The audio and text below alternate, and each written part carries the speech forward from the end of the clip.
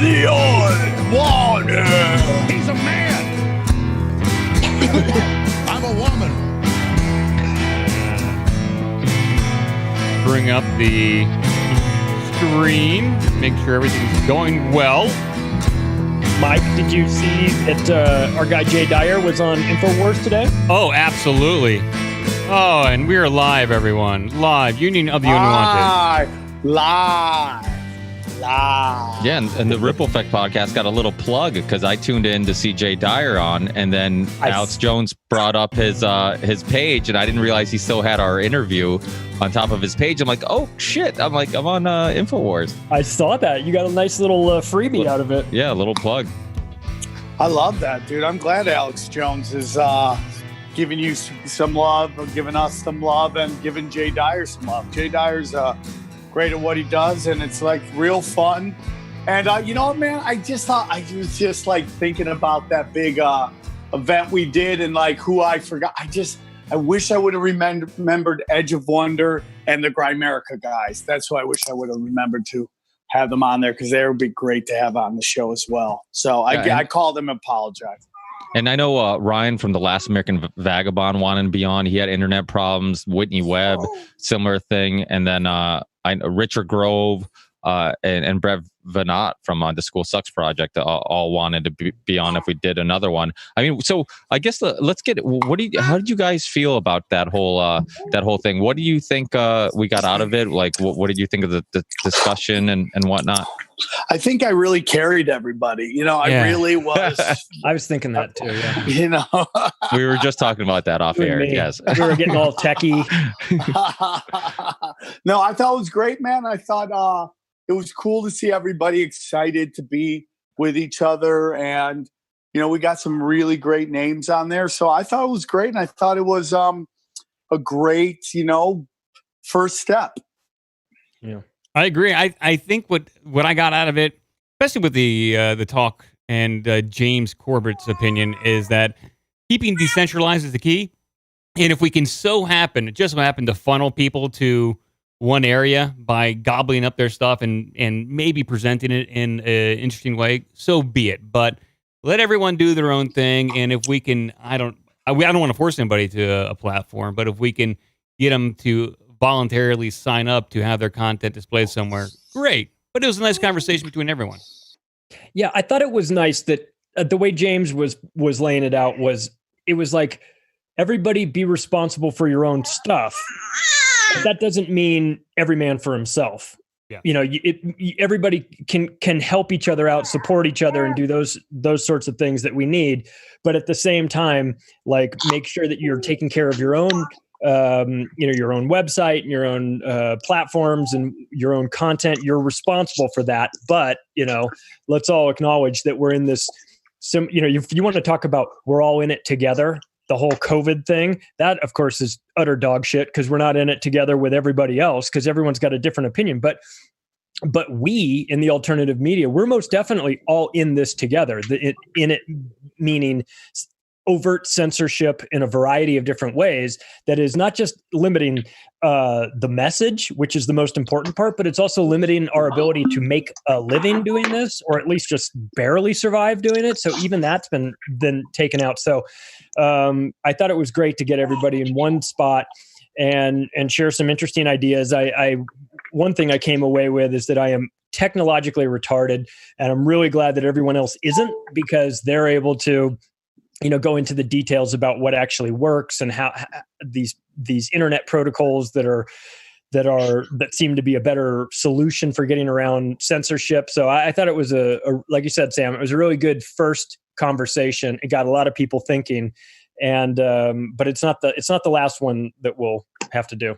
Well, I had James on yesterday, and I haven't got the podcast up yet, but I plan on doing it very soon.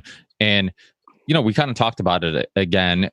And, one thing that I was telling him that I talked about on the podcast, and I think we all agree is super necessary, is it's great that everybody has their own platforms.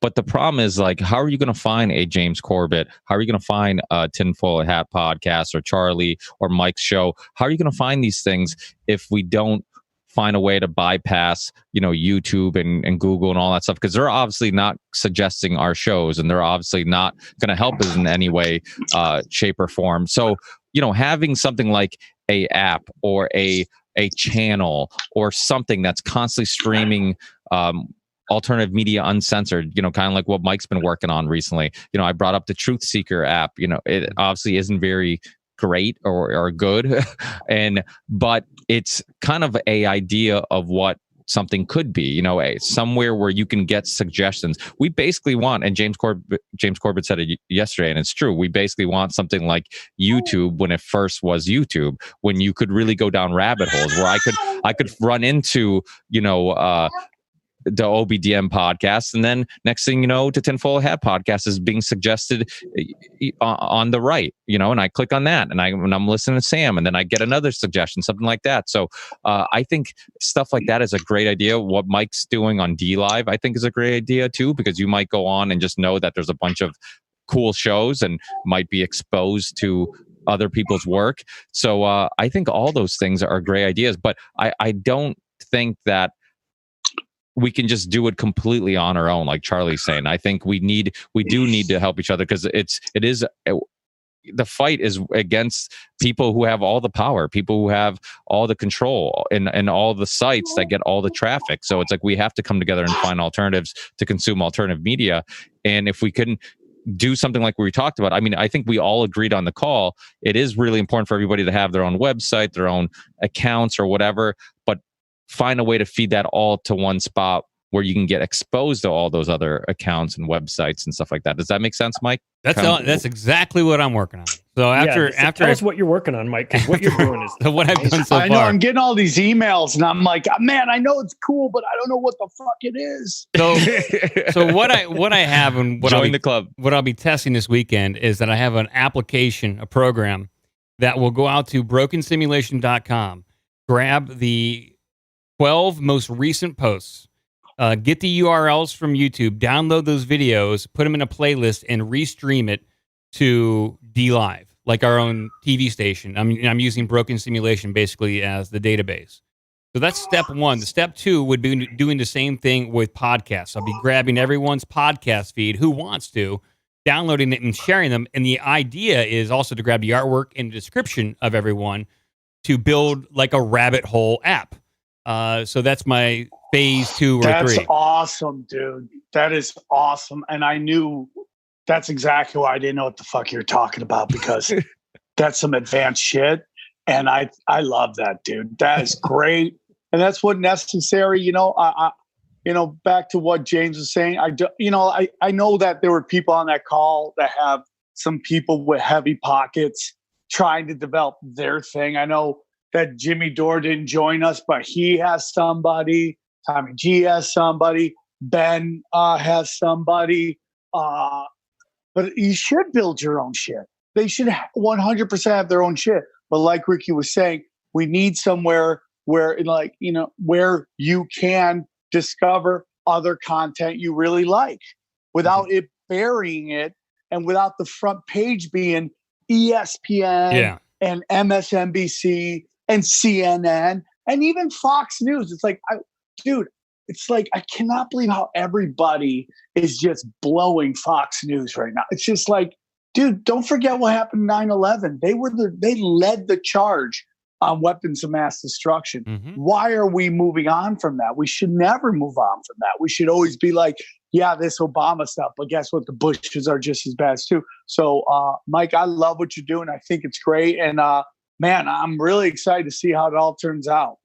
Yeah, so it's fun to work on, some interesting technical challenges, but I just like making something go. It's cool to have your own radio. It's almost like a pirate radio station, with your friends. Yeah. So you just throwing something out there. It's fun. So is it similar to like what Media Monarchy does, James Evan Pilato? Because he has like a 24/7 radio station, right? It's something similar to that. Video has its own technical challenges, but what the app will be is you'll be able to go to a website.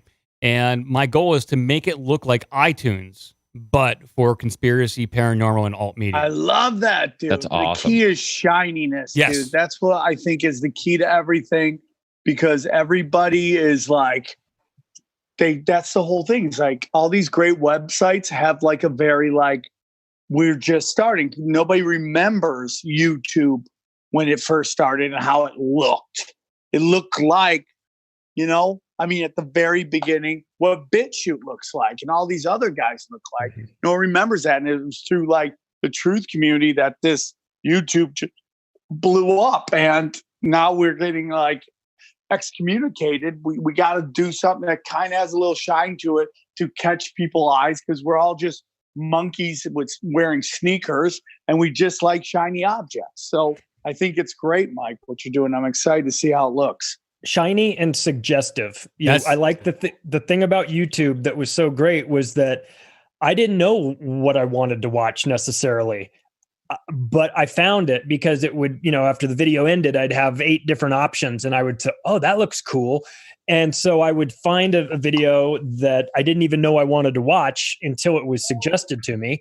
And it might be from somebody that I didn't even know anything about until it was suggested to me. And then I found that. And, so if someone asked me, how do you know about tinfoil hat and OBDM? And my answer is, I don't know. I have no idea how I came to ripple effect and all these things. I don't know. I just saw them one day, clicked on it, liked it. So it needs to work in a way that it puts these, all these options in front of your eyeballs and then lets you pick something that YouTube has obviously gone away with from us. So it has to learn. It has to learn what you like first. So that, I mean, anybody who signs up is going to have a profile. So my unique recommendation, kind of like X Factor, like YouTube uses like what you watched recently and to predict what you want.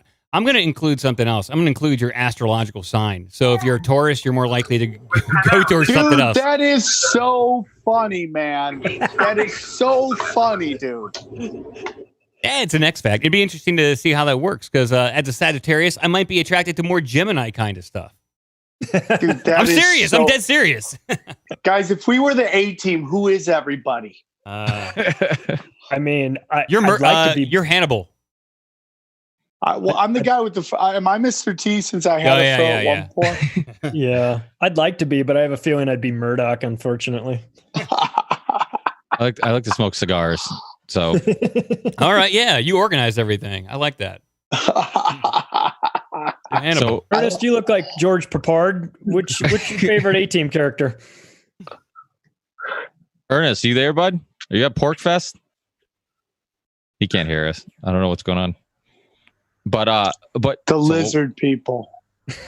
But that app is a great idea, and it does, like Sam said, even if other people develop similar apps, it doesn't all have to. I mean, there's Spotify, there's Pandora, there's there's competition, and that's all right. But we definitely, I mean, the one thing that we all agreed on was that aspect of it. I mean, some of the stuff that I thought was kind of silly, I shouldn't say silly because I don't want to be rude, but what I mean is like some of the stuff about like finding codes to try to get this stuff on Facebook, like don't use use like that's not a bad idea. But the problem is like we're still ignoring the fact that like we're basically attempting to use the platform instead of saying let's find alternatives to the platform, and it's like, because either way they're going to find a way to figure out our little tricks, and next thing you know we're going to be stuck in the same place again. So it's like, instead of people like Jason Burmis, I was on Ernest's show last week and we were talking about how he told me that Luke from We Are Change is constantly telling him how he has he has another backup channel and all this stuff, and Ernest is like, just get off YouTube, like stop getting backup channels, just get off, like all your content can't all be on YouTube. I mean, look what happened to Sam. Everything just disappeared. If he didn't have backups or whatever, if he didn't have broken simulation, like he'd be screwed. People wouldn't be able to get the videos. Man, it's like, here's my whole thing. It's like, you ask yourself. Yeah, I don't have the audio coming in. You hear us, Ernest? Ernest? On. We can hear you. We can hear you. We can hear you. We can hear you. You can't hear us. What am I? Yeah. Anybody know sign language? Hey, well, my whole thing is, as he figures it out, I just want to say that, I mean, the question is, if Alex Jones could be back on YouTube, would Alex go back on YouTube? Yeah, we hear you. We hear you. Can hear you. We hear you. Yes, we hear you. We hear you. Yes. Yes. And Ernest came on to talk to us about tech while he's having technical issues. That's right. So my whole thing is like, I know Alex Jones, if given a chance, he'd go back to YouTube. It's the marketplace. But like Alex Jones has banned TV, you have to have both. So we need to, I don't think anybody's like, I'm leaving YouTube. Well, that'd be stupid to do that, because you should ride that for as long as you can ride that, because that's where the marketplace is. But we need an alternative place where people on YouTube be like, hey, dude, where's your videos? Yeah, they kicked me off. I'm over here. And then they could go over there, but then they could find all your shows too. So that's kind of my thought. I mean, to leave YouTube would be dumb, in my opinion. I agree. But I think we should be able to start finding out these other solutions to these problems. I think we need a second place for everybody to meet up. Well, I think they all should be tools that we take advantage of. I mean, I don't like YouTube. I don't like Twitter and I really don't like Facebook, but it would be silly of me to not use it while I still have it, to at least advertise, this show or any other articles or anything else. I mean, even if they're limiting my reach, if one person gets exposed to it, it's kind of worth doing. It is a free service. Why not? So, like you said, we could have other platforms, other alternatives, but if we can continue to use those other huge platforms in any way whatsoever to our benefit, why not? Yeah, I totally agree, man. I totally agree. And, I think we just got to the way the fans reacted to all of us meeting together was like pretty awesome. Like it was like their WrestleMania, they were just so excited that all of us were like under one show. And I think we should do another one of those. Think about all the people we'd invite to the first one, bring them on the second one, and just keep doing that, because I think it was nice for fans. It'd be nice. It was nice for fans to realize that, like, oh, we're all in this together. Like everybody that I like these guys are, they're all together. They might have different views on certain things, but when it comes down to it, they all have each other's back. And to see that unity, because as we know, in the alternative media world, there is sometimes divide, because I don't believe lasers took down Tower 7 or whatever it may be, but people have a slightly chill.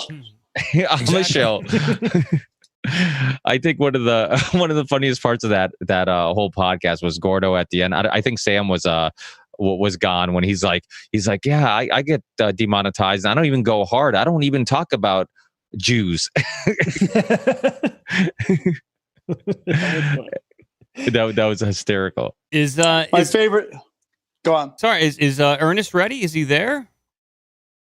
He's there. Oh no. Okay. Oh, 1 minute. Okay. I'm here. Can you guys hear me? Yeah. Yeah, I hear you, Ernest. You put it through my headset. It's going through the speaker on the whatever. I can deal with it. Okay. Awesome.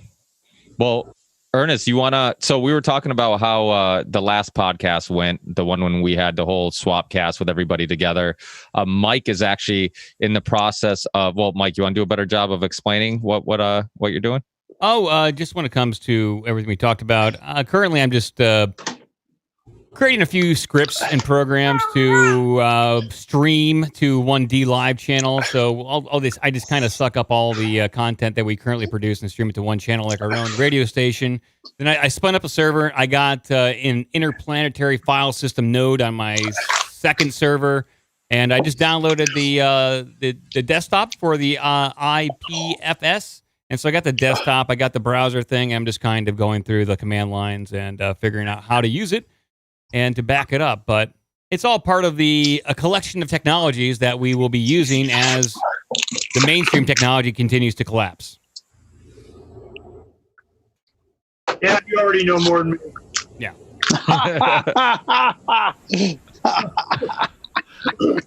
You don't have an IT guy. We're at Pork Fest, and Derek's over there. He goes, let me know when these guys are ready. We can work on it. what we've done with the IPFS, we set the servers and so on that we're accumulating all our data. So what happens is we have the Freedom's Phoenix and Corbett and Pirates and so on. We accumulate all the data. So we formatted it and showed that it could be done and everything. But then we haven't really worked on that part that much because we're doing all the data. But on freedomsphoenix.com, any article that's over 24 hours old,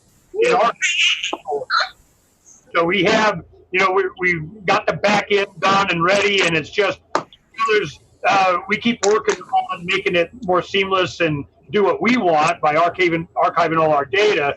But it's not like a plug and play for somebody to come in and do it. If you guys needed help, we can make sure that happens. But we've been busting butt working on it for us. I mean, there's only a few of us, and we're just kicking ass. But if you guys went and researched it a little bit, talk about it. What do you guys think? What did you? I like it. So for me, as I download videos and as I download our podcasts, I am going to be adding them to the IPSF as a backup. So currently they exist everywhere. It's someday they may not be, but as of right now, so I'm using it as a fallback. Like this is our trench, and I'm backing things up to that last trench, which is the IPFS. As I discover how to use it more, I'll be telling Charlie and Sam and even Ricky how to use this and what it means. That's great, dude. I love tech comedy.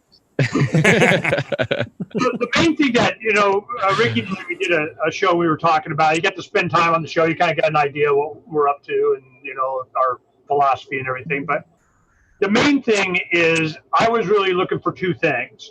One, no censorship. That whatever I put up, it's there forever and always, and they can suck it. There is no platform to take down. That once I understood that it could do that, we spent years setting this up to where your mama. Then the other thing was hailing frequencies invisible to the crown.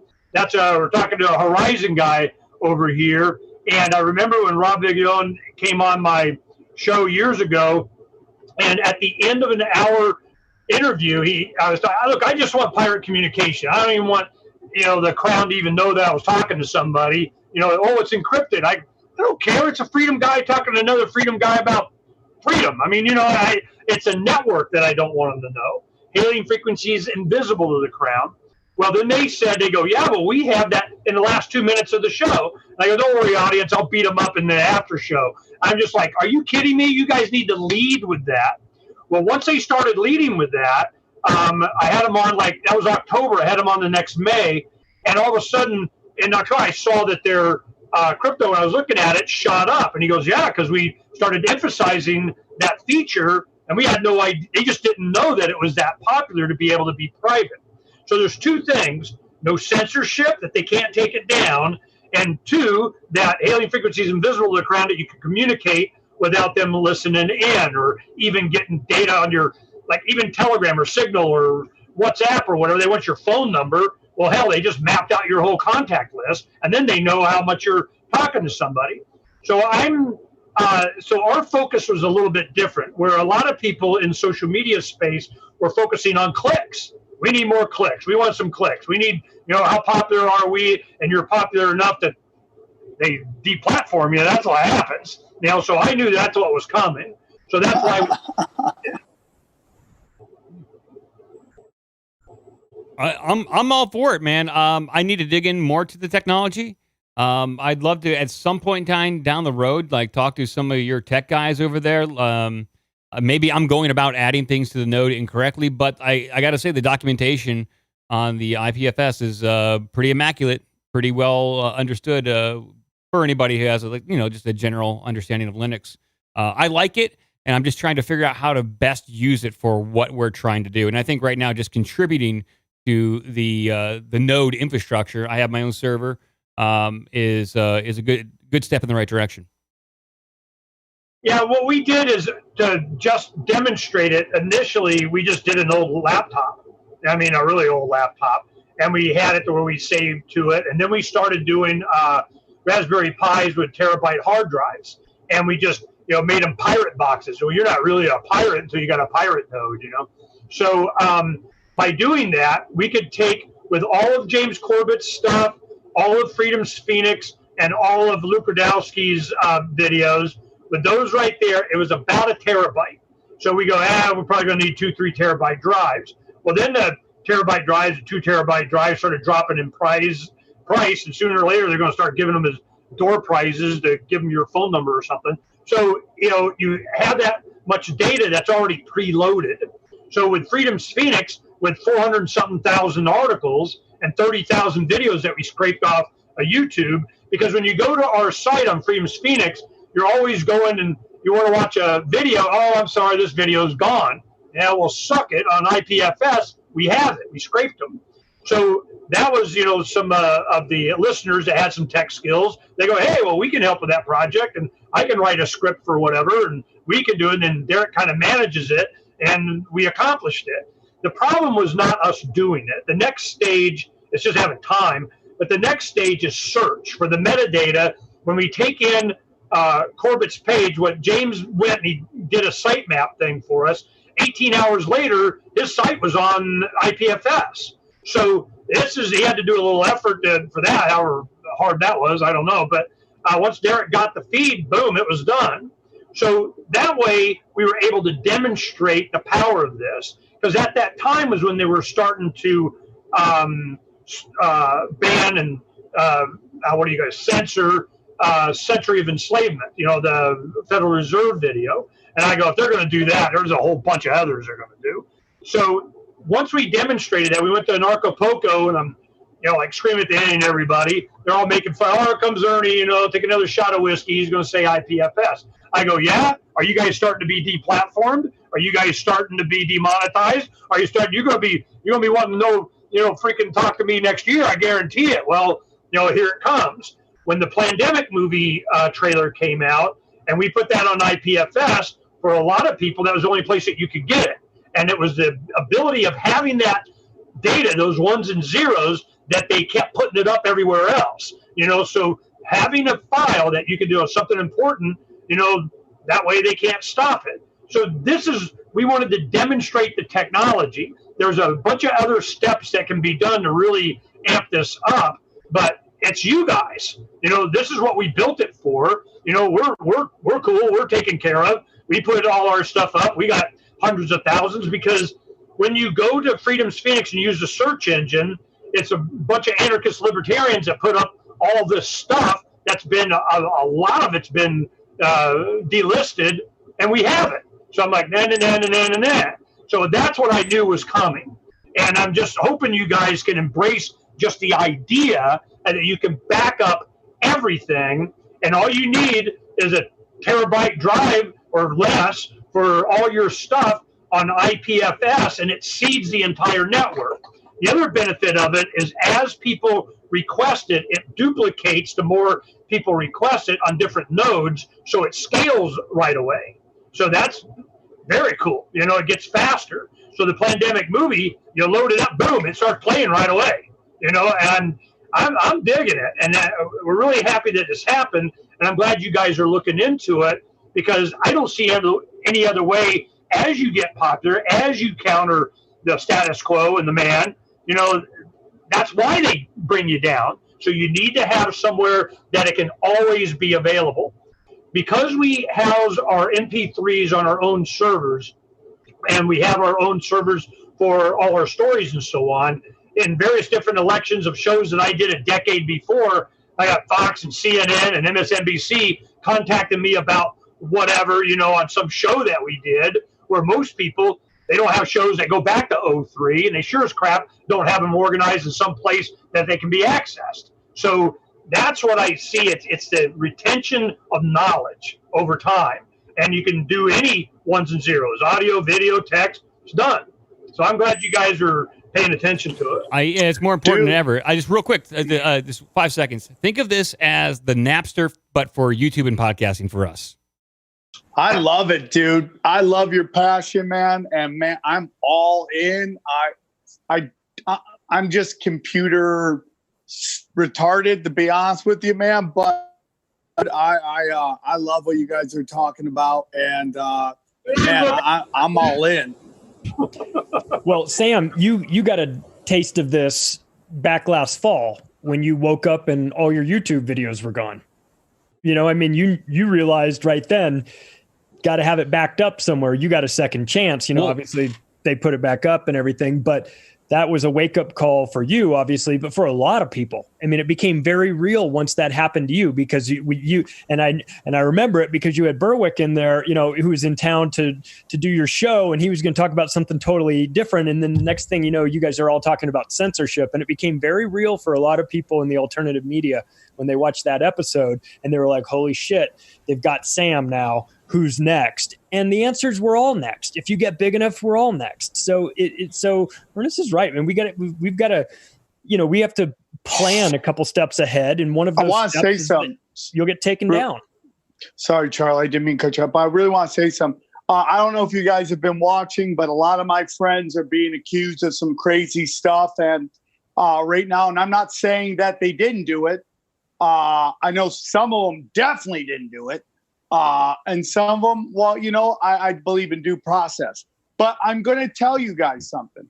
It is my belief that this is all started because Joe Rogan won't play ball with the DNC. Now, I know we all have theories on what Joe represents and all this stuff, but for 100%, Joe Rogan had that one gentleman on talking about how Joe Biden is cuckoo, his brain is mashed potatoes, and he's not going to be served. And after that, they just went to low-hanging fruit, which was Chris D'Elia, and that got them in. And that's why you're only seeing this one clique of guys getting taken out. It's a mob move where you can't get the guy, you start taking out his soldiers. And so that goes back to what we're talking about, is this, like, you know, once you're on Google and they got you and they got, you know, you're making money and all this stuff, man, when you try to get out of that, they don't like that. And if you don't play well ball with them, they don't like that. And if I told you a year and a half ago that the world economy shut down, there'd be no pro sports, you weren't allowed to go outside, you tell me I was crazy. So when I tell you that this is about taking out a guy who's not playing ball with them, this is 100% what we're dealing with right now. These people at the very top are very afraid of losing control of the message. And they're going to do whatever they can to control it. I think desperation has started, and we could see it coming. Yeah, there was, you know, I talked to a lot of the tech guys. You guys probably don't know much about me, but I know a lot of the guys, and I have them come on, and I focus on the tech because it's how we're going to be decentralized and powered down to us. And when we have CubeSats are able to start being put up. I just had a guy came and spent a couple hours with me on their building CubeSats for, that's a long story, but what they want is they want to have low latency ones and zeros going up that's not on an ISP, because that's where they're going to get us next. If you're on, I had Cox problems coming out my butt. You know, I have Verizon and AT&T mobile modems that I'm using on the Love Bus as we're traveling around. Well, AT&T is sucking 540 megabytes of data off of me every 20 minutes. I have to unplug it. I'm like, what the hell are you guys getting? You know, I'm like, what? I'm unplugged. I just screw it, man. You know, the Verizon here is a lot slower. I need the AT&T to like do this and do my show in the morning. So I'm going, damn, I got to drag it out to the next. So then we're using slow and hotspots on, you know, whatever the hell. So then I start looking into Starlink. Starlink is starting to do beta testing, and they're going to probably have accounts by the end of the year. But my first question is where the next problem is on IPFS is you still have to have an ISP to get to it. You still have to have ones and zeros traveling somewhere. So how are we doing that? Well, Starlink is going to have a satellite dish on top of my, you know, bus that's going to go up and down to whoever, and it's all right, cool. Well, who's he work for? You know, I mean, you know, him and Trump are buddies. Is he going to have a landing pad for Space Force Starship at the Mars base or something? You know, I just need to know. So then the ones and zeros that are going over Starlink, what's the restriction on that? You know, how is that, you know, going to be? So I'm just worried that we're going to have, you know, it's the ISP thing. So it's going to need to be peer-to-peer communication of ones and zeros going from my computer to yours. So, I mean, there's another step, and they're going to say, you are not allowed internet service. And people don't realize, in like United Kingdom, you have to have a permit to watch TV. You know, you have a license. You got to pay a tax. I'm going, wow, this is coming. So if we don't separate, and a lot of you guys that are more conscious, I wanted to ask you guys, this is something that I don't, because I didn't give a crap enough to look, but I'd like to, maybe you guys care. When that came on my radar screen was PewDiePie. PewDiePie a few years ago, they were going, oh my God, he had 60 million followers at the time. Then he's 100, 200, whatever the hell it was. And I go, what makes him so great? Well, he's a gamer and he says funny stuff or whatever. Well, YouTube freaked out. And they were, when Google got YouTube, we could see what was going on. So my first YouTube that I ever did was on during the Ron Paul Revolution, starting in like February of 2007. So I go, well, they definitely aren't going to like that. Well, then what happens? Google buys YouTube, stuff happens. A lot of my friends, they start making a lot of traffic. They're making money. You can make money doing this? Oh my God. And then, boom, demonetization. And this was in like 10, 9, 10, 11. So that's when we stopped using all the social media. We only came back in January, February to say, hey, everybody, we're here to let you know that we're over there. That's the only reason we did it, Well, then, of course, that lasted about 3 to 6 weeks. And I'm going, yep, that's what I figured, okay? So when we have this kind of ability and you're getting a lot of this traffic, like PewDiePie, they go and they say, look, you got, like you were saying about Joe Rogan, you got to be with us. If you're not for us, you're against us, and we need you on board, and you got to say the right things and be sufficiently woke and whatever the hell. So then PewDiePie goes, screw you, I'm going to live down, peace out. Then he signs an exclusive contract deal or something with YouTube. What up with that? What happened? I don't know. What's his deal? Money talks, bullshit walks. So he signed a deal for 1 year with DLive. He did his time over there. I think that PewDiePie, I don't watch a lot of his channel, and I don't know a hell of a lot about him. He doesn't want to be involved, and at this point, I think he just wants to live his life. That's it. I don't think he wants to battle. He doesn't want to fight for anything. He's going to speak his opinion, and if he gets a contract with YouTube versus Twitch or anybody else, so be it. He is a YouTuber. He's not a Twitch streamer, so it made financial sense for him. Ethically or morally, did it make sense to him if he cares about free speech and censorship? I don't think he cares about it. He's got too much money to care about it at this point. So the contract was he couldn't talk about certain things or something? I have no idea about that. Yeah, see, this is where, Rogan goes over to, Spotify, gets his 100 mil, he's like, peace, I'm out. But the thing is that all of these things become targets. So you go, hey, we're all going to the freedom community, let's all go over to Spotify. No, that's not it. We need to have, what we were looking to do is be, see, I'm an old activist from, late 80s.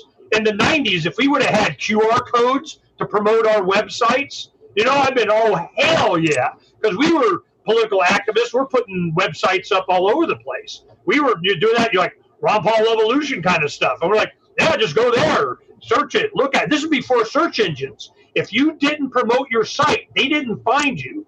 And Yahoo was just, a couple of guys that here's some cool places. Oh, you want to be on our cool place list? We'll fill out our cool place form. I mean, it was not the way it is now. You know what a cool place is? The Spokane Comedy Club on July 17th of 2020. I think that's going to be a cool place that Sam Tripoli's going to be at.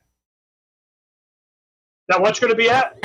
You're a pro, Mike. You're a pro. I'm going to be at the Spokane Comedy Club on July 17th, and then July 18th, I am at the Tacoma Comedy Club, and I'm also doing the Buffalo Helium's July 9th through the 11th, man. So I'm super excited about that. Back on the road. And, dude, I'm all about this, man. I am all about this. I am very nervous that, when people get too big, my show isn't even big and they're just messing with it. I don't get it. It's like, these people are so much bigger. Why are you coming after me? And it's just like, it's really crazy, dude. So you don't even have to get that big. You just have to be hitting the nerves they don't want you to hit. I mean, like when I did something on the Pesar family, I pronounce it wrong all the time. Dude, all 4 of the major tech companies did something to me within 1 week.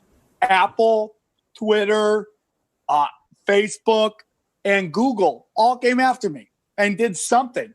They took down I still haven't gotten my Twitter back. They made it so it showed that they were acting like nobody was listening to Tinfoil Hat on their podcast, section.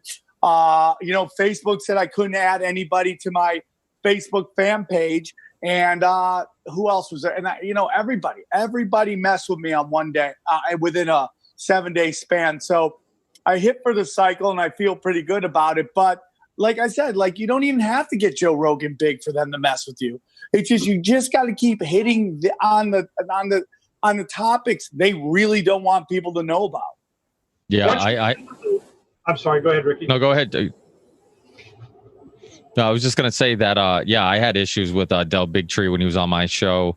And I know everybody had issues with Del Bigtree when they're on their show. And so it doesn't matter how big your show is. I mean, my show's not very big. And yet they, I assumed maybe they give me a pass. And they didn't. iTunes wouldn't play the show. I had fans emailing me, telling me that, hey, for some reason, your latest episode won't play. And I've heard other hosts, I think Crime America, and I think when he was on there, they had a similar issue, and other people had similar issues anytime they had Del Bigtree on, because he was hitting on the very, taboo topic of vaccines. So I think that's a huge issue. Now, Mike, you said that, we're kind of doing something like Napster. Now, for people who are concerned about okay, Napster, you would share stuff from one computer to another. So it's like peer-to-peer type of thing. But how would you get people to their website if they still wanted that? Because you're basically sharing stuff. And remember, I am computer retarded. So so you're saying it's peer-to-peer, but how do you get, if you wanted to, is it just one of those things where okay, I see this person's work and then I'm going to search them or look them up? Or is there a way of linking it directly to them? So when it comes to referencing a file within the interplanetary file system? Well, you said, I guess first, you said it's kind of like Napster. So I'm assuming you're saying it's peer-to-peer. Yeah. How does that work then? So this is a real a broad overview of how I believe the IPFS works. It's like an application. You download it. You can drag and drop a file, or you have a share folder on your local computer, and that means that you want to share it with the rest of the network. So Sam's over there in California. He wants to download the newest OBDM video that I have in my share folder. Well, since I added it to my folder, it then becomes available to him across the network, and then that kind of propagates out. If you wanted to share that link externally, I don't know how that works. So I don't know how that file is referenced. If you want to share that direct link to somebody on Twitter, I don't know about if that's possible yet, because you have to have the application. It's old school.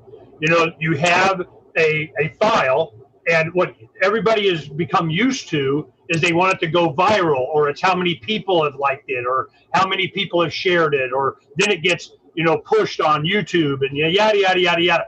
All that goes away. What happens is when you have the file. I give you an example of what we did when the pandemic movie was getting censored and so on. We knew the people that were financing it, and their supporters and stuff too, and they were having problems with it. I go, not a problem. We got it taken care of. We took that file, the data, and we loaded it up on the IPFS, and then on a story on Freedom's Phoenix, we put in there, and it said, pandemic movie permanently stored IPFS, or something like that. And when anybody would put pandemic movie, or God forbid IPFS, it would show up in the search engines, but not Bing, because Bing is Bill Gates and Microsoft, okay? So Bing would not, so it's a search engine problem. So then it was shared, well, then Facebook, they go, oh, you're not allowed to share that anymore. Then people would tweet, oh, you're not allowed to. I mean, it gets censored that way with people sharing it like what you're talking about. Well, that's where the ISPs start to come in. Oh, you're not allowed to share that. We found out from a listener that all links on Freedom's Phoenix, he can't email on his Cox email account. They have even censored your ability to send a link in Cox. And I'm going, and he took weeks of just pounding on it. He wanted to know. He's an older guy. He goes, nope, I got nothing else to do. I'm finding out what the hell is going on. And he told us. He goes, you're on a list. And I'm, okay. So what happens is, can you access the ones and zeros of the hash that is an IPFS file? Yes, for now. Okay. So how do you promote it? Well, you need to have search for IPFS, which is the next stage of what we're working on now.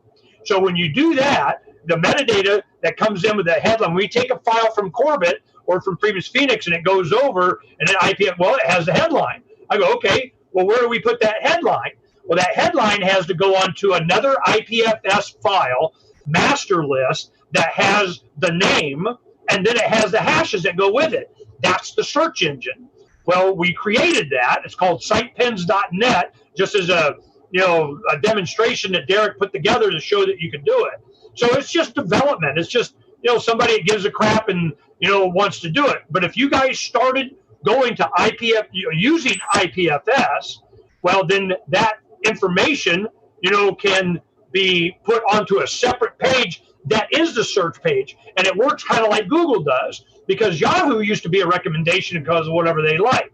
Then you have the robots and the crawlers and so on that go out and copy all the links and caches all the everything for like Google. You're not searching the internet. You're searching all the servers of the internet on Google. Now, if we were to do that ourselves in IPFS, you would have a master list that you just go search there and it produces the hash. So this is going to happen. It's just how fast it's going to happen. So I know it's going to happen. What I knew is, like we did with Freedom's Phoenix, we wanted to archive all the news. We wanted to save all the video. We wanted to have all the links. We wanted to make sure we got the headline. We didn't change the headline or edit it. We put the summary up. We have it. So when all this good knowledge, and it's, Winston 1984 is in there deleting in the memory hole crap, we're not. And that's what you guys can be doing. If you're seeding IP, keep doing everything that you're doing, whatever you think you can get away with, but you store all your data on IPFS, and then you have it, tagged, and you got your keywords and all that other stuff. Well, that's the search engine on IPFS, and it's Internet 2.0 kiss my ass. That's what we're working on. I love it. I'm involved. I love it. I love it. I love it. I love all of it. I don't understand it at all, but I love it. And I would love to interview you about this so we could take it and make it digestible for, the people who flunk first grade like myself. And because I think it's very important. You is from Tempachot. Tempachot's a good friend. He comes on my show a lot. Man, he's always talking about you, man. He's like, oh, you got to get on. I go, what these guys need to do, they're going to be going away. Because of what you're saying, the stuff that you're doing, the passion you have, the popularity, and it's not in the status quo, the mainstream, whatever the hell they want. Because it's a freeing of the mind thing. Just the fact that you can have a thought, God forbid what it is.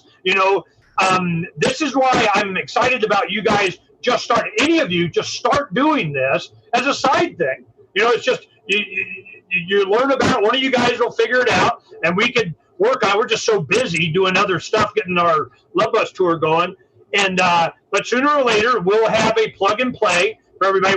I tell you, the big plug and play, the motivation is we've been offered $20,000 if we get on it, and it's really not money; it's just time.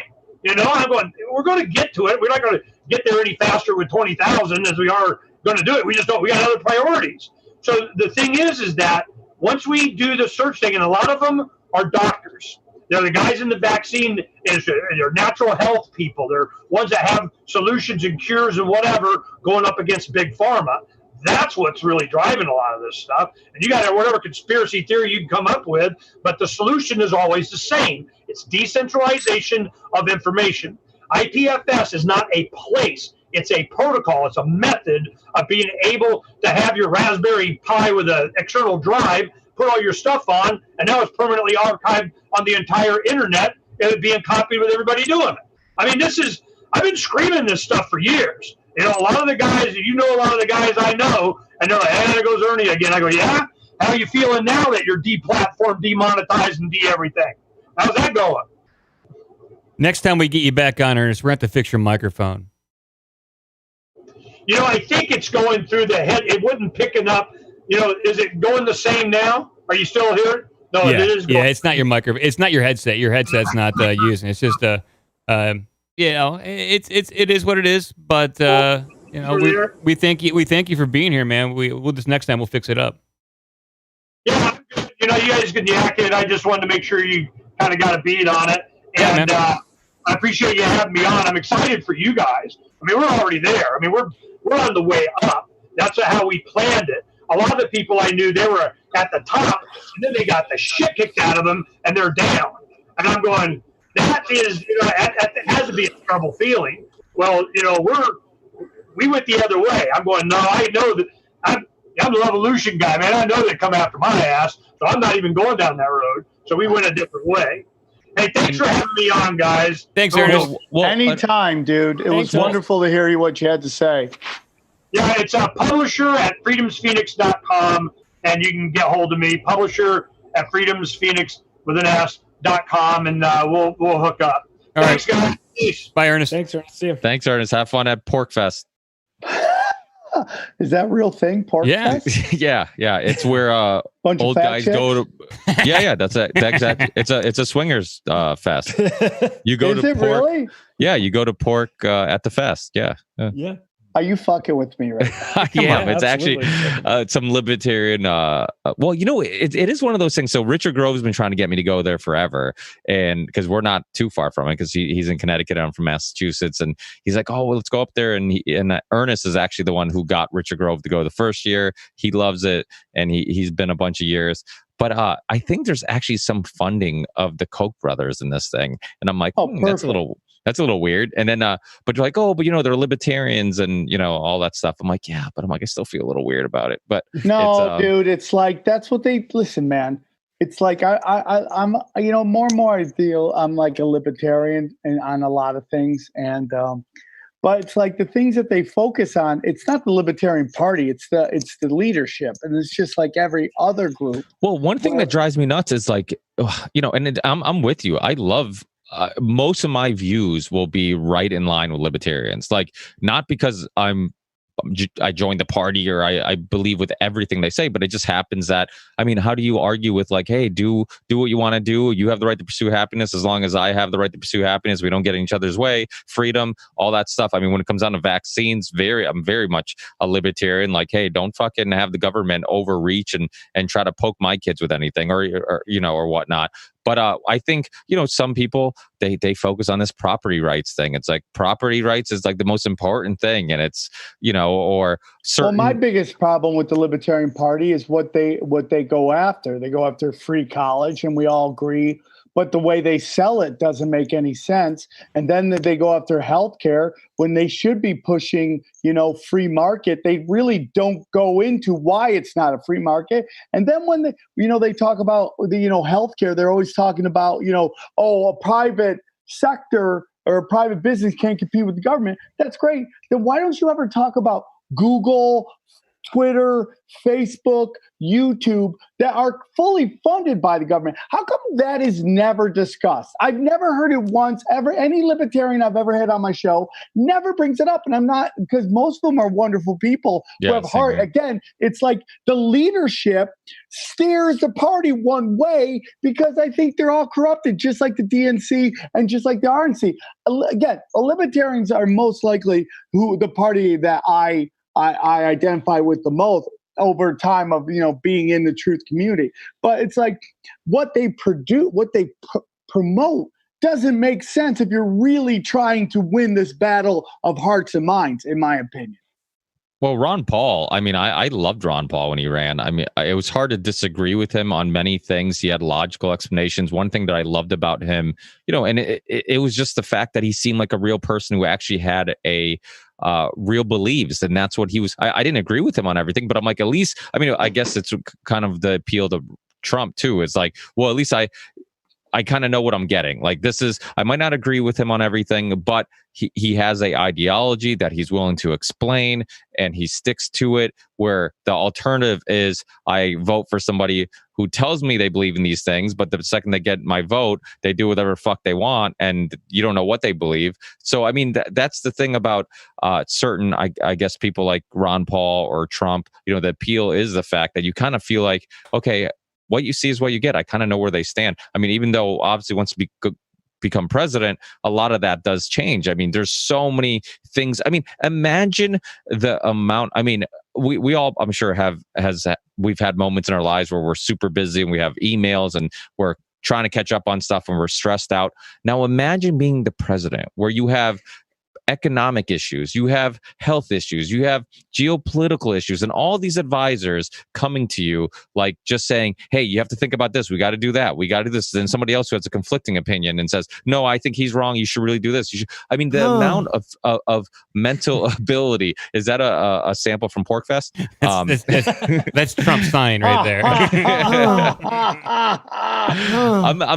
I made fun of Porkfest, but there's actually a lot of good speakers there, and you know, anytime you gather a lot of really interesting people from alternative media, I'm sure it's a great event. I do always worry about the funding and whatnot, but I will admit, Koch brothers took the Clintons. They're the reason the Clintons became the Democratic Party, and they funded the Clintons to bring the Democratic Party to the center and more conservative. I mean, they are the conservative version of George Soros, but not I believe, maybe. I don't think on that level. I could be wrong, but well, this is the issue, right? The left thinks that the Koch brothers are the root of all evil and behind everything, and then the right thinks Soros is the root of all evil and behind everything. And one side thinks China's the worst, and the other side thinks Russia's the worst. And it's like there's all these boogeymen, and really, at the end of the day, like, it's all about money and power. And a lot of these people are in cahoots and working together in the first place. No one really give a shit about your ideology or what you stand for.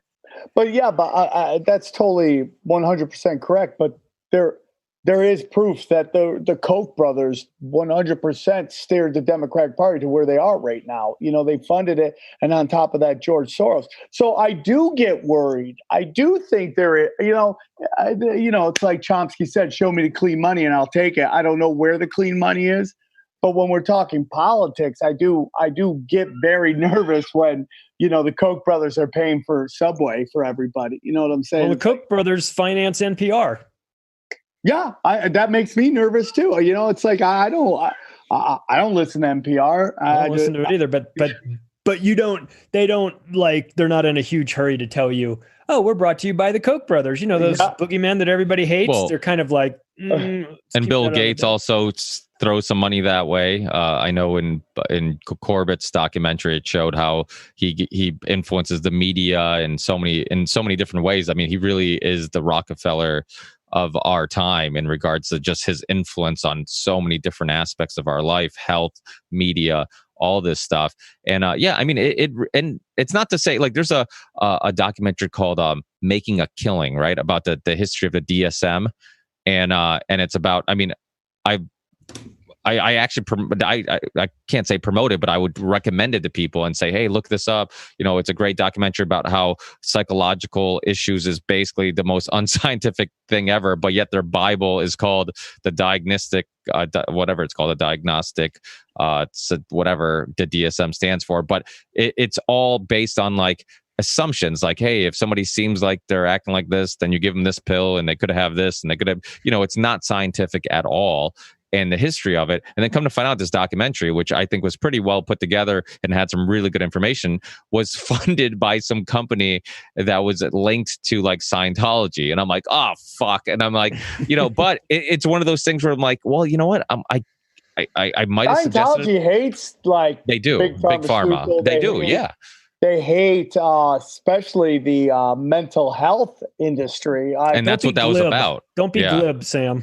I'm trying not to be glib. My friends, these comic twins that live in the Inland Empire, they live next to this giant like Scientology compound, and there's this whole notion that they kidnap homeless people, and you'll be driving by, you'll see some guy in a white suit like, help me. People are like, just keep driving. It's like kind of crazy and creepy. Well, that's what set Tom Cruise off with Matt Lauer, was all that big pharma stuff. And he just kept saying, Matt, don't be glib. Don't be glib, talking about big pharma and everything. It made him look like an insane person. He was probably a little bit more correct. I mean, on a side note here, have any of you guys talked to Ben Swarn? Do you know what he's doing, his platform? I don't know anything about it. I know he was getting the funding and building it up, but I didn't hear about. But his is like he wants to have a place for all of us to, in fact, upload to. Yeah, I just wasn't sure exactly. He was talking about it. He was being, he wasn't going into a lot of detail about it in our last call, but I wondered if somebody knew what he has, how far along it is. I just know it's between him and Isaac Weishaupt and who's the heartthrob of conspiracies. Right? Oh. I mean, talk about killing it at Pork Fest. Am I right? They're both good. I mean, there's going to be a line around the block to hook up with those two. Mine's like fucking no lines, no way. I'm like the teacup line. Nobody gives a fuck. Nope. Well, my girl's in the room. She doesn't like hearing that. Well, I know that Ernest, when I talked to him on his show, he was talking about like even all these projects and his projects. You'd be surprised how quickly you can get funding for it. Like they'll put a whatever website they use, but they'll just put out this thing where like, hey, help us out. We're trying to create this or whatnot. And he's like, if you needed some funding for it, and I don't know how much cocaine Mike's going through to get all this done, but if you needed some cocaine money, we know it's not crystal meth. We know it's like got to be coke, right? Coke, crystal meth. He'd be he wants his teeth. Out. Yeah, he still does a video show. He wants his. He would have glory holes in all the walls. That's how we know it's not. Well, I wonder if we could, if you create an app, if we could have like Pornhub fund it, and then you could just have ads of like boobs and stuff like that on it. Kind of like. But then you're bringing in the CIA if you bring in Pornhub. Yeah, can't have that. We'll just fund it ourselves. Yeah, I mean, like. There's got to be somebody with some cash out there. I know that Jimmy Dore is talking about a billionaire wanted to help him, and I think everybody wants to create their own shit, and I'm fine with that. Well, let's ask that question, Mike. How much money are we looking at to $1 million? To how much money are we looking at to get? Well, because does it require like some serious finances to really take the next step, or can you kind of do all this? I can do all the app building. The servers right now cost about $30 a month. It depends on how much traffic they get. That could be more, but I can keep the cost low. That's not really a big issue. Everything I do is to goof around. I like to have a good time, and if I can make apps and things that make things in life more enjoyable and more fun, great. That's why I do it. We have Nikolai Tesla on the call. I mean, I just want to have fun with it. Really similar. Like this idea of like you really are just motivated by making the world better. Yeah, it's fun. I just like to goof around. I do have an idea that I was trying to pitch to Tommy G. It's a patentable technology. It's probably $100 million idea because it would change the face of personal data. Look at Sam. He's like all of a sudden interested. I have it. I've had this idea for about 4 or 5 years. I've talked to an intellectual property attorney about it. I haven't written down the description, but this would change the face and talk about the front line of owning stuff and really going up against the system. This would do it. And I'm not going to. You need 100 million to make it happen? That is what it is worth at the bare minimum. What do you need to make this happen? A little bit of money and time. I probably need 3 engineers plus myself, and that's it. And then promotion and a patent attorney, and that is it. Well, I think where there's a will, there's a way. Yeah. And I got to write down all the specs for it, but it's serious. Like it could fund everything. And I think people would be clamoring for it as things start to go down the line and things start to get a little bit more crazy. You're not sure what you can do here or there. Your personal data is going to be very important. So I think people are going to be looking for ways to maybe understand what's going on around them. Looks like we found the cocaine money. Yeah, dude. Let's talk some narcos, bro. They used to fund football teams. Let's get some narco money. Build this thing up. Duffel bag. It's. I don't think it would. I think I could do it. And I've talked to. I have an engineer, a good friend of mine, who probably would build it with me, and it would fit right into the catalog of technology of the IPFS, of decentralizing stuff, doing things your own way, kind of pirate stuff. But people would buy it. It would be a good product. I'm in. What do I got to do? I got $20. I will pitch you guys the idea offline, and I've got a patent attorney buddy of mine I can bring into this as well. Okay, great. Yeah, it's a game changer. It's a disruptive product. Ooh, I like it. That's awesome. And is this an idea you've had for a long time, Mike? Something you've been working on for a long time, or a little bit here and there? I've been refining the idea, and there's a couple different angles to it. So it's a base idea, and there's a couple different avenues you can go down with it. I don't know which is the correct decision to go down. Are they going to make us go to Burning Man to make this happen? I hope not, but okay, good. I can't go to Burning Man now because I know how shady that shit is, man. I totally wanted to go there and trip balls, but I can't now because that's where all the dark arts are. You can come to an Acapulco. I never get invited. What do you mean you didn't get invited? Yeah. Nobody invites me. Nobody tells me where all the action's at. Yeah, Charlie. Well, the action's at Pork Fest, but Pork. I know. I just want to go there and just give an hour speech on something. Just spitball. Yeah. Well, that's what it is. I found Ben Swan's site. He has it up. What's that? It is the IC Goria. It's the name's taken from an ancient Greek meaning equality in all speech. And so you can sign up to create an uncensored blockchain-based decentralized news and entertainment platform with funding mechanism for independent media. So he's got it up. Can you share that on screen? Yeah, we have the technology. It's streaming out to YouTube right now. It's not on the Zoom screen because if I do that, Zoom will crash. I just know from respect. So yeah, it's up there. I'll put the link in the description so everyone can check it out. I got to shave my shoulders. That's what I just noticed in this whole. You got some Josh Potter action going on there. So, no, I'm not that bad. Come on. They have nobody's Josh Potter. Dude, if I was Manscaped, I'd be like, here's 20 grand. Let us go to work and just fucking go to town. If I was Josh Potter, I'd just walk through the forest so everybody thinks there's a Bigfoot, right? I'd just be just far enough so nobody knew who it was. Bigfoot with glasses on. Yeah, blind Bigfoot. I'm excited about that. I like a lot of stuff you guys talk about. I don't quite understand, but it sounds like it's killer, and I'm all in.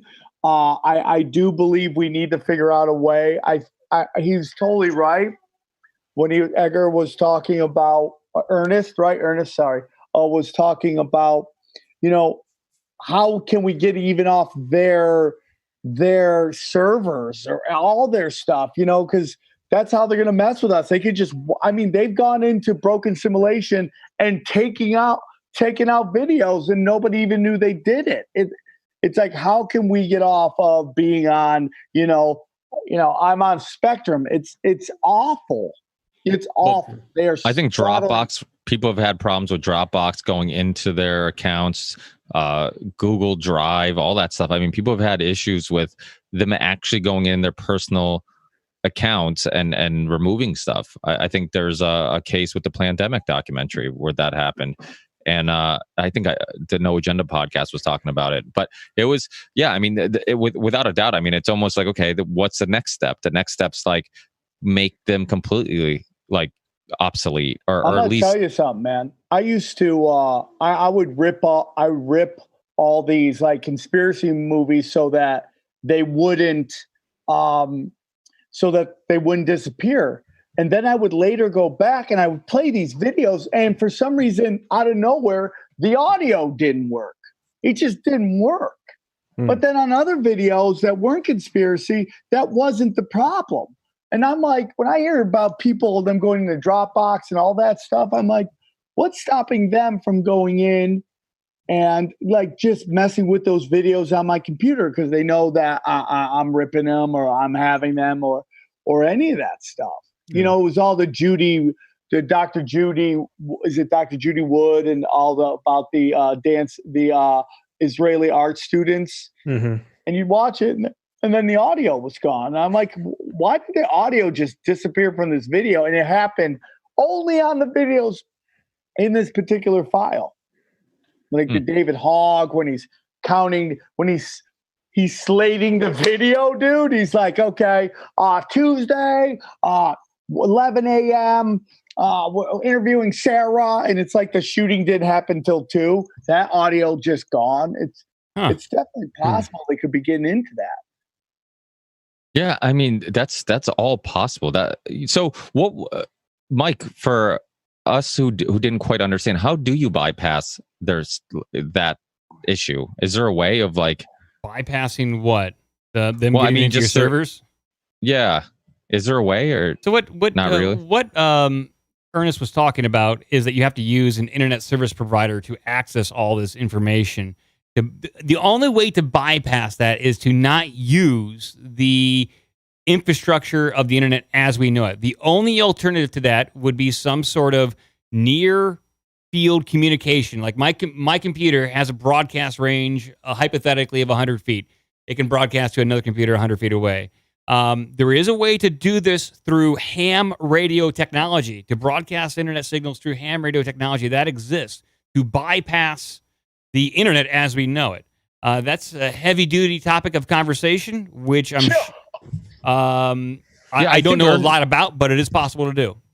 Yeah, I heard Ernest talk about it on his show with another guest that was on there. This idea of like computers communicating with each other. Yeah, I mean, obviously that would work in like New York, you know, but if you're obviously and living on a farm or whatnot, you know, it would be a huge issue. But we also got a problem though, is that it's not just that we don't want to get messed with. We also, it's like we want these to be heard. So that is the weird kind of. It's like we can make the greatest video ever, but if 5 of us watch it, what is the purpose of that? We all agree it's pretty awesome. So it's like, how do we get this kind of?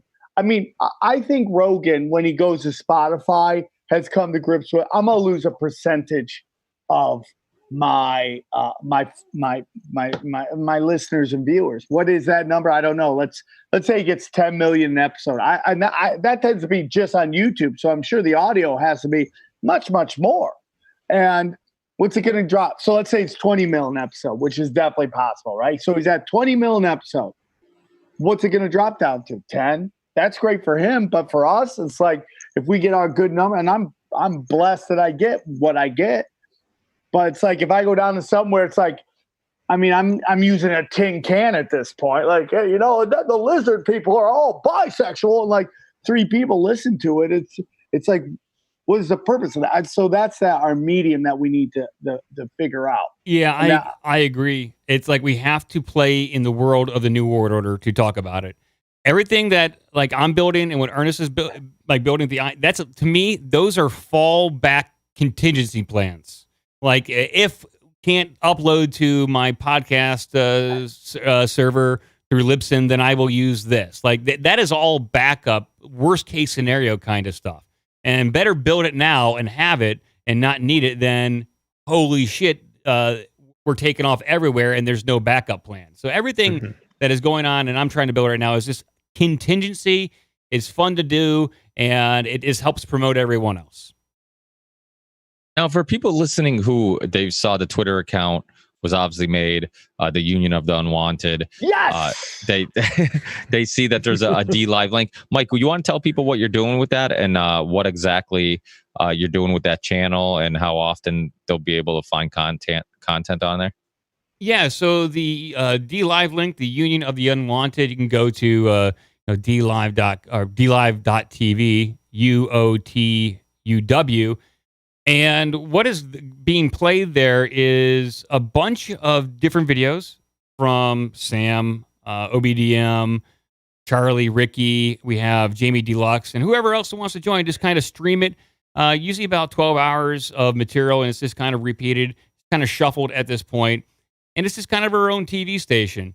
And so ideally, that channel will be updated every other day or every day from the content that is provided to it from brokensimulation.com. And it's just a way to kind of just go on there, turn it on like a TV, like you're just back in the day, you just walk by a TV and turn on a station, and whatever's on is on. That's kind of the philosophy of it. And then ideally, we'll have a streaming radio station for longer form MP3s as well. So that's the idea of it. And I don't know. It seems to be going pretty well. I'm just doing some test streaming. That's it. Anything I can do to help? I mean, like, maybe bang some cymbals like a monkey or anything. Just let me know. I'd love to help. I'm all about that. Guys, I have to jump up off. I have 2 girls. I love these, dude. You guys send me emails, and I'm like, I don't know what's going on here, but I love being a part of this. So please keep me a part. And when you break it down for stupid, just let me know, and I'm all in, okay? Absolutely. And just again, for anybody who doesn't know Sam, you're going to be at Spokane Comedy Club July 17th. Then he's going to be at the Tacoma Comedy Club July 18th. Go to samtripolilive.com. Buffalo Helium. I have to add that to my website. Buffalo Helium's July 9th through 11th. So thank you, guys. I love everybody on here. You do a great job. Charlie, I'm sorry I cut you off that one time. My apologies. I owe you an amendment. We're going to talk so much shit about you, too, after you got off the phone about that one incident. About that one incident. Thank you, Mike. Thank you, Ricky. Thank you, Charlie. Thank you, everybody who watched. You're the best. Take care. See you. Take care. I am just I'm just testing the stream, and I'll see what happens. Yeah, I'm trying to stream some stuff over there at DLive. I'll see what happens. I'm just testing how long I can stream for until something happens, until it breaks. So it's all a work in progress. That's it. So. Well, I love it. I mean, I'm kind of like in Sam's boat where I understand a little bit of it. I get the concept of it for sure, but the technical components of it are a bit over my head. But still, this is something that we have to be proactive about, and instead of being reactive and like saying, "Oh, they took all my stuff down. Now what am I getting?" Like Sam had that problem last fall, and it was just like, I don't know that he had. I think he understood that it could happen, but there's a lot of work backing everything up and doing all this, and maybe. So that's my goal, is to do an auto backup with this stuff as I download these videos from Sam's site. Some of them, like hypothetically, some of these are not taken down right away if they become controversial. So I will be able to download them within 24 hours, and then ideally move those right over to the interplanetary file system. So they're going to be there. Same with, so everything that I'm scraping and getting is going to be archived in some fashion. That's the ultimate goal here, is to preserve that. So when Sam or anybody loses something, they're like, holy shit, it's all gone. It's like, nope, it is stored over there, and we'll upload it again and provide links.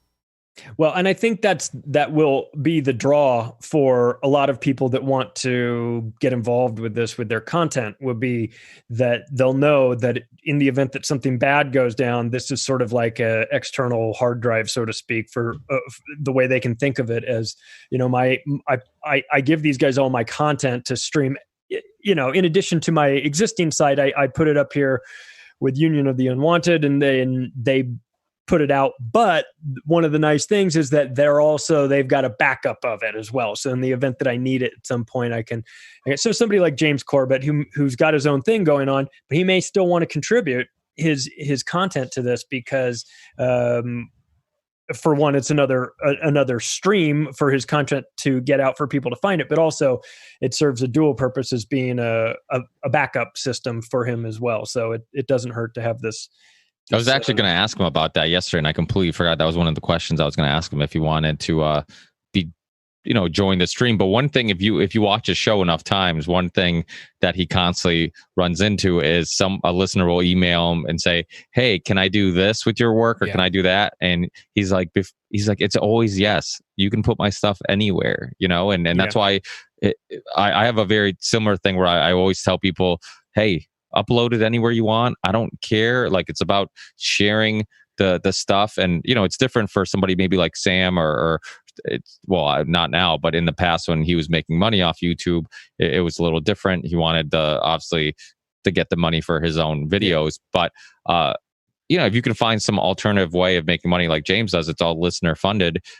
Put the stuff out there and just let people spread it like wildfire. And that's another great way of kind of bypassing a little bit of censorship, is just letting people upload it wherever they want. So yeah, the next phase to this is, once I get a web interface, is that anybody who has an account, there are going to have to be some approval processes in place. They'll be able to submit a link to a video to send to the site to be archived and to be played in the channel for the next playlist rotation.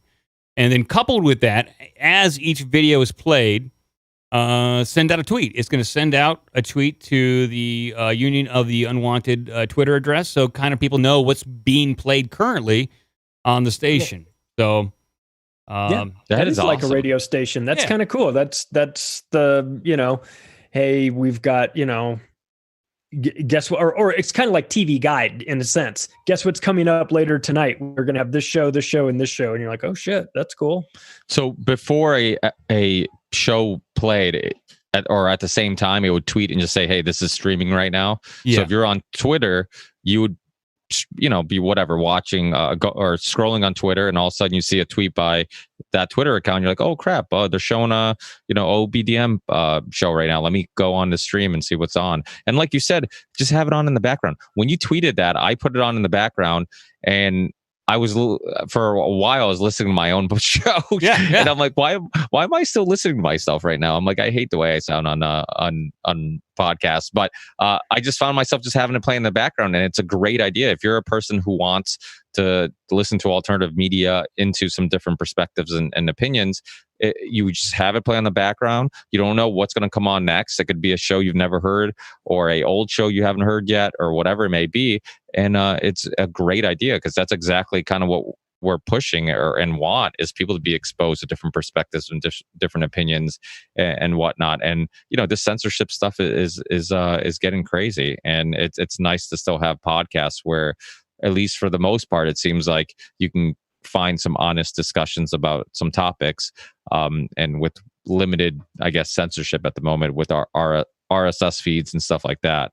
In some cases, they still have censorship, but I think it's a better alternative than almost anywhere else. When you look at YouTube, when you look at obviously mainstream media, or going on Google, I mean, if you subscribe to a podcast on your podcast app, for the most part, you can find some really interesting stuff on there. So we need to keep that alive. Yeah, I agree. Oh boy, we should wind this down, guys. I got to go walk my dogs. It's time. Let's get out of here. Well, thanks for setting it up, Mike. Yeah, no problem. Anytime. It's easy to do. Thanks, Mike. Appreciate it. And keep us updated on all this stuff in the emails. And like I said, any way we can help, we'll help. Yeah, just promotion at this point. I keep you guys in the loop, let you know what's coming up next and where I'm at. Maybe next time we get conspiracy farm guy on BS. It's nice having Ernest on, but maybe we rotate in like another one or two other people. Oh, yeah, Jeffrey's awesome. Yeah, and he's much like us three, and Sam, he's always down to get together and discuss stuff and whatnot. Maybe we'll do another one. We'll talk a little bit about this and just talk about a bunch of other shit, because there's a lot going on in the world that we haven't even scratched the surface on. I'm bummed that we didn't get to solve racism in this call. It was unfortunate, but there's always next show. Okay. All right. It'll wait. It's been around a couple hundred years. It'll be there 2 weeks from now when we do it again. That's fine. All right, everyone. The stream is over. We will talk to everyone next time. All the links in the description for everyone who appeared on the show. So thank you, everyone. Bye-bye.